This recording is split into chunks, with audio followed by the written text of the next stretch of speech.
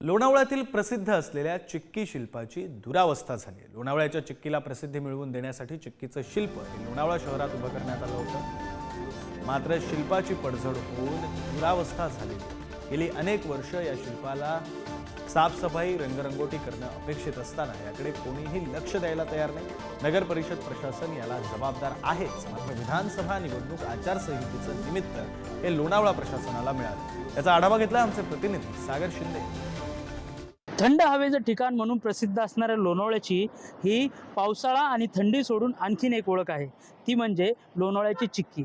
आपण जर या ठिकाणी मागे पाहिलं तर लोणावळ्यातील प्रसिद्ध असं असणारं लोणावळा शिल्प आपल्याला मागे दिसत आहे। मात्र या चिक्कीचं या ठिकाणी दुरावस्था झाल्याचे आपल्याला दिसून येत आहे। खरं तर लोणावळा शहर अजून प्रसिद्ध मिळवून देण्यासाठी चिक्कीचं एक शिल्प लोणावळा शहरात हे उभारण्यात आलं।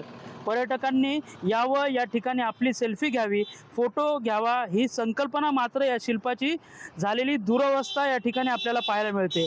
मात्र या ठिकाणी झालेली जी दुरावस्था याची रंगरंगोटी करणं आणि याची देखभाल करणं हे नगरपालिकेचं काम असून या ठिकाणी नगर परिषदेने पूर्णपणे याला या ठिकाणी दुर्लक्ष केल्याचं आपल्याला दिसून येत आहे।